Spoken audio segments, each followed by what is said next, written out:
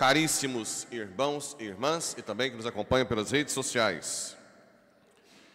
Eu disse ontem que na primeira carta de São Paulo aos Tessalonicenses, ele tinha escrito que Jesus estava voltando, rápido. Aí até muitos se cruzaram os braços, né? Aí ontem ele escreveu dizendo, olha, não preocupa muito com isso não quer dizer que vai ser agora. E agora ele está chamando a atenção por aqueles que cruzaram os braços. Ficou sem trabalhar, esperando Jesus voltar. Irmãos, certamente ainda vos lembrais dos nossos trabalhos, né? Vós sois testemunhas de Deus também, o quanto santo, justo e irrepreensível foi o nosso proceder. Bem sabeis como um pai a seus filhos nós exortamos, encorajamos, né? Que comporteis de modo digno. Por isso agradecemos sem cessar por vós terdes acolhido a pregação da palavra de Deus. Aqui, ele diz também para... Cadê a parte de... Está aqui, estava lendo errado aqui, por isso estou achando estranho. Nós vos ordenamos, irmãos, em nome de nosso Senhor Jesus Cristo. Bem sabeis, deveis seguir o exemplo de ninguém, recebemos a graça, o pão que comemos. Pelo contrário, trabalhamos com esforço e cansaço, dia e noite, para não sermos pesados a ninguém. Quem não quer trabalhar, não deve comer. Então aqui, já serve para todos nós. De vez em quando eu falo, você tem que trabalhar para o reino dos céus, você tem que preocupar com o céu. Aí tem os ignorantezinhos que falam assim, então eu vou cruzar os braços, né? Eu não vou fazer nada, ficar só por conta de igreja. Não fala assim, né? Bem, a pessoa não entende o que eu falo. Quando eu digo que você tem que priorizar Deus, aquilo que é essencial, a missa dominical, o seu tempo de oração diário, terço, Bíblia, meditação, estudo do catecismo, né? Visita ao Santíssimo. E depois fazer do seu trabalho uma oração.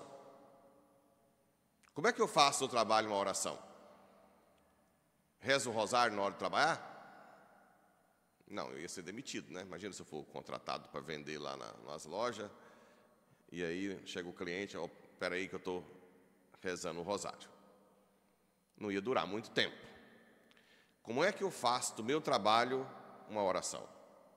Primeiro, se eu sou vendedor ou dono de alguma coisa, tratar o cliente bem. Até os enjoados. Não tem uns clientes enjoados? Eu sempre cito quem trabalha vendendo sapato. Chega aqui as senhoras e desce sapato, e desce sapato, e desce sapato.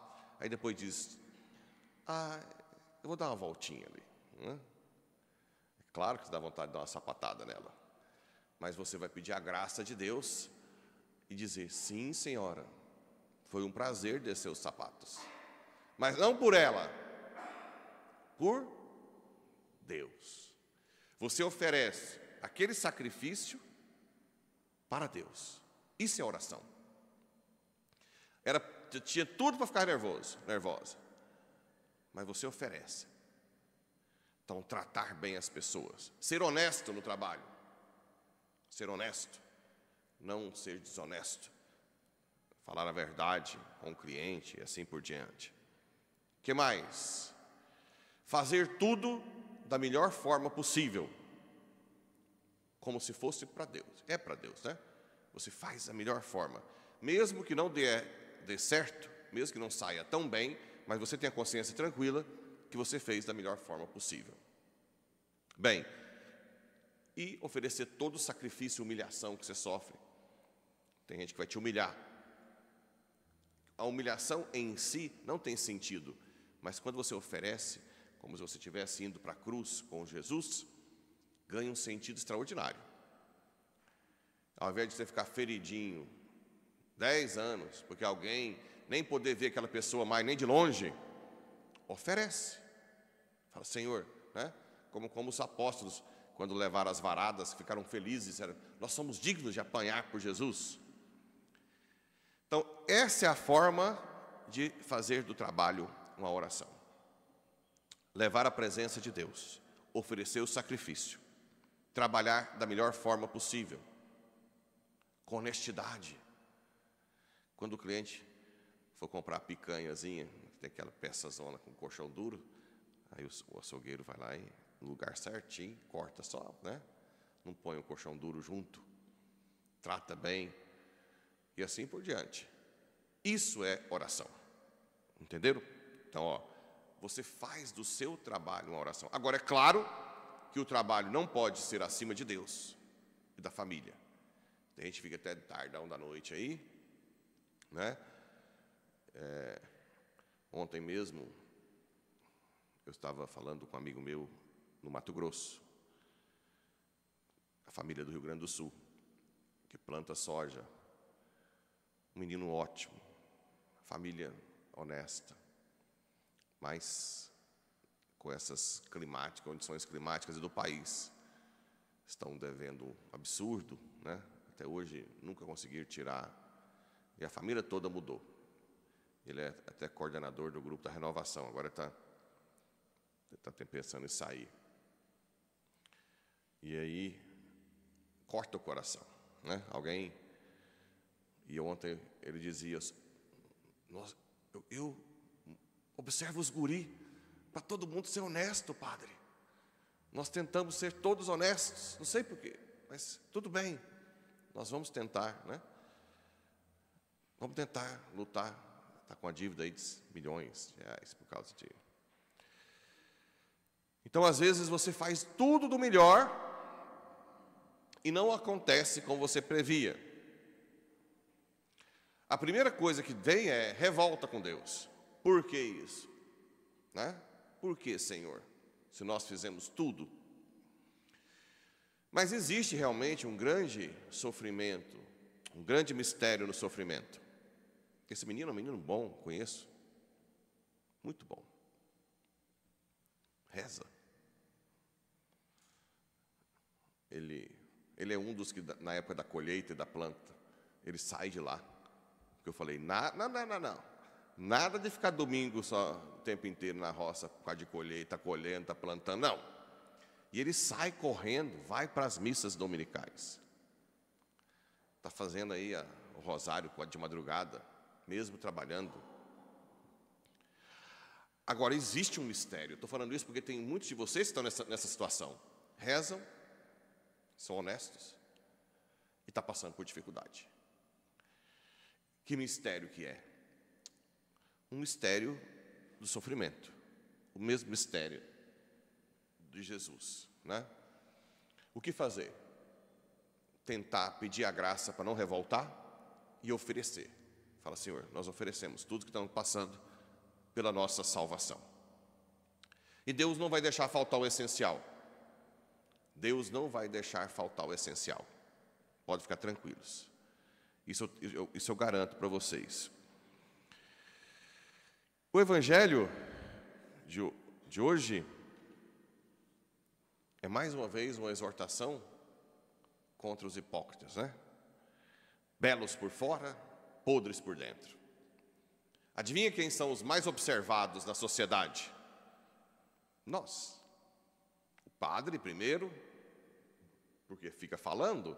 Vamos ver se esse caboclinho é o que fala. Não é assim? Depois, os leigos. Os ministros da Eucaristia são os próximos. Está com aquela roupinha lá, mas olha o que está fazendo. Olha como trata os funcionários. Olha como ela trabalha.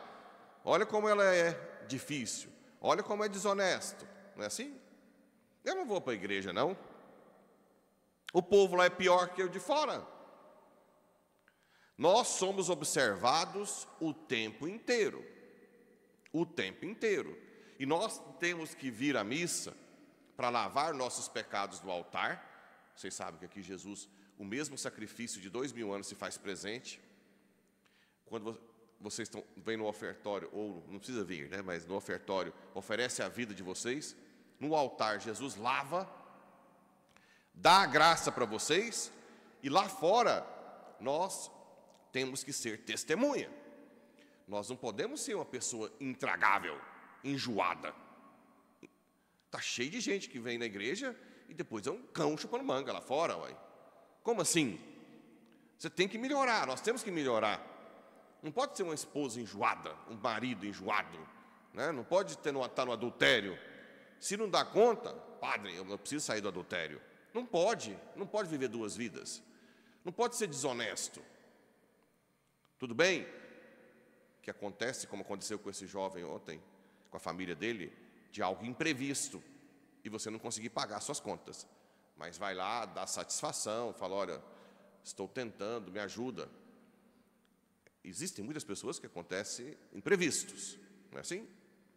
Nem todos que estão no Serasa são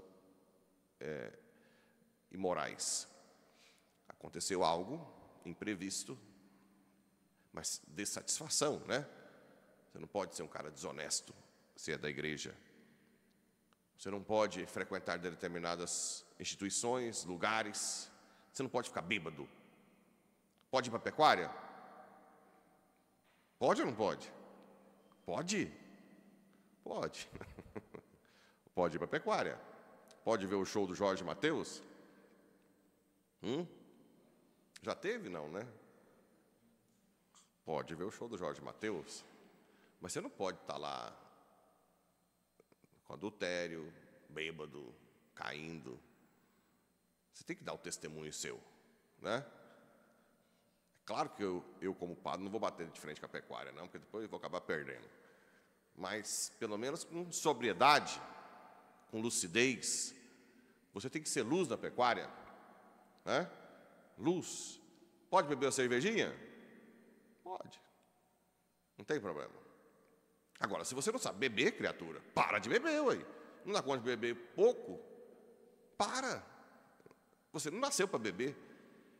Então, depende. Você tem que ter uma consciência de que você é observado. Principalmente que você é da igreja. Você é observado. As suas atitudes, né? Claro que pode acontecer uma coisa, um imprevisto, a gente sair de si, né? Tudo bem. Também nós temos direito de errar de vez em quando. Mas não pode ser frequente. Você não pode ser uma pessoa desonesta o tempo inteiro, né? Se aconteceu algum problema ali, padre, me perdoa, fiz uma coisinha que não foi tão bom, agora eu vou recomeçar minha vida. Ótimo, né? Nós temos direito de errar também. Mas nós temos que pensar nessa leitura de hoje. Belos por fora, podres por dentro. Tem gente que usa um monte de terço na mão, não reza um terço por dia. Que coisa horrorosa é essa? O que adiantou os terços na mão? Então, não tem? Aí eu falo, a primeira coisa que eu falo, está rezando um terço? Não, você está com 2 terços na mão e não reza um terço. Então, vejam, nós temos que colocar em prática aquilo que nós parecemos ser. Isso é óbvio. A gente tem que colocar em prática. Agora, é difícil só com a nossa força. Temos que buscar a graça. Por isso que eu fico batendo a tecla. Rosário, adoração, principalmente missa. Isso aqui dá uma força para vocês enorme. A Santa Missa, o ápice do cristão, a leitura da Bíblia, o estudo, tudo isso vai tirar a nossa hipocrisia. Claro, nós não somos perfeitos, né? Não é que nós não vamos errar. Mas se nós cairmos, confessa, não tem problema. Padre, eu quero mudar de vida. Cai de novo, confessa de novo. Está lutando? Confessa de novo. Caiu de novo? Está lutando? Eu não vou julgar a sua vida. Tem gente que vem com vergonha. Padre, eu estou com vergonha do mesmo pecado. Olha, não me interessa se é o mesmo pecado. Você tem que saber se você está lutando ou não. Então, confesse. Ponto. E aí, na hora que a gente estiver prontinho, a gente morre. Né? Na hora que a gente estiver quase perfeito, Deus leva. Até lá, lutar. Nem que saia sangue, mas vamos lutar. Que Santo Agostinho, que mudou de vida completamente, interceda por nós. Assim seja.